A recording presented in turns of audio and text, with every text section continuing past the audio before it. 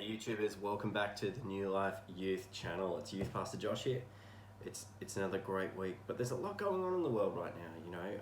In Australia we've had some of our worst numbers for COVID down in Victoria happening in the past few days, and people are going in and out of lockdown, borders are closing down, and it seems like things are sort of getting a bit crazy again, and it could be easy to feel a little bit out of control, a lot worried and a bit stressed, and to feel like, you're going through it right now. And, for people in school, with jobs, the world seems to keep continuing, but there's a lot of challenge and a lot of change at the moment.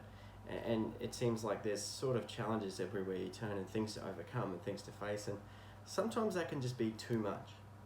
Now, for youth, we've been looking at identity and who God says you are over the past couple of weeks. And we're actually coming up to our last week on that topic in our series on identity, who God says we are, this week. And we actually have the awesome Mickey preaching.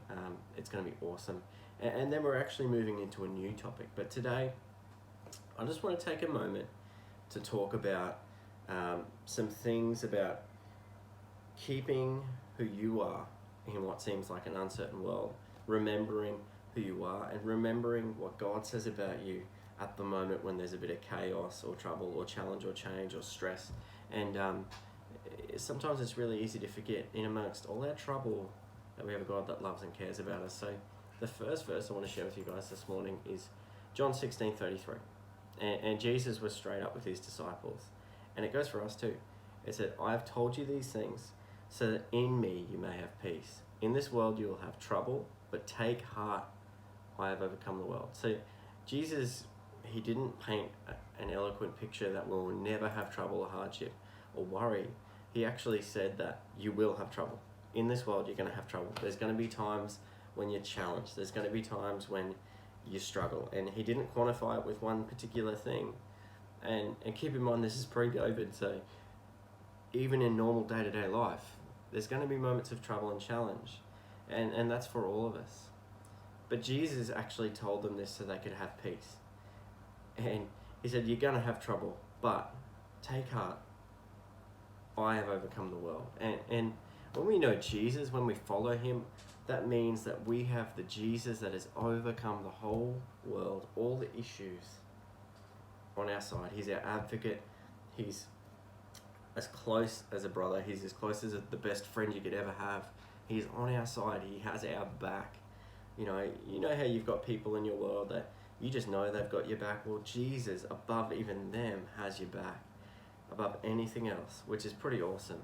You've got a friend in Jesus that you can trust, that you can have faith and hope in, and that you can actually hold on to the promises that he's given us. Now, another verse, Psalm 41:3, and it's King David, I believe, and he's pouring his heart out in this moment. And it's like he's in the middle of trouble. He's in the middle of one of those moments that Jesus promised us we would have. And he says this, "I waited patiently for the Lord. He turned and heard my cry. He lifted me out of my slimy pit, out of the mud and mire, and he set my feet on a rock and gave me a firm place to stand. He put a new song in my mouth, a hymn of praise to our God. Many will see and fear the Lord and put their trust in him." What a pretty awesome verse, hey? So David's in this place of uncertainty, of pain, of horribleness.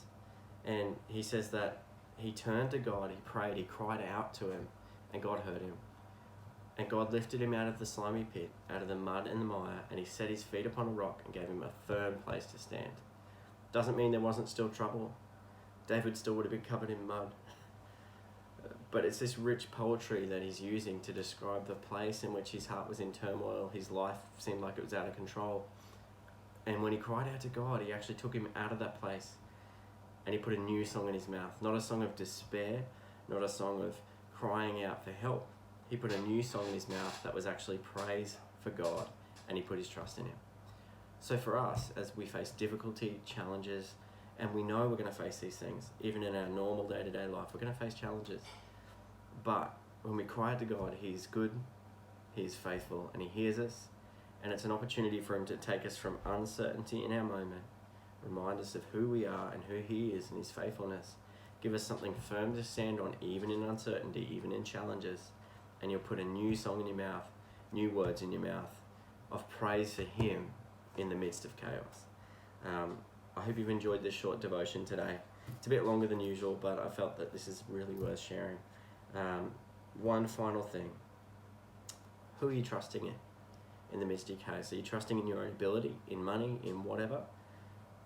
Who are you trusting in? The second question I have for you guys today is, what are the words you're saying about you and where you're at? See, David knew who to cry out to. He cried out to God. But God actually, even in that moment, He gave him a new song to sing. He gave him new words for the moment to praise God, instead of to keep crying out for help or keep dwelling on the problem or keeping stuck in the moment. So God gave him somewhere new to stand and gave him new words. So what are the words you're saying about you? Bless you guys. I hope you're having a great week. This is Youth Pastor Josh out. Can't wait to see you guys at Youth for another awesome message from Mickey and to hang out with you guys and have some fellowship. See you guys.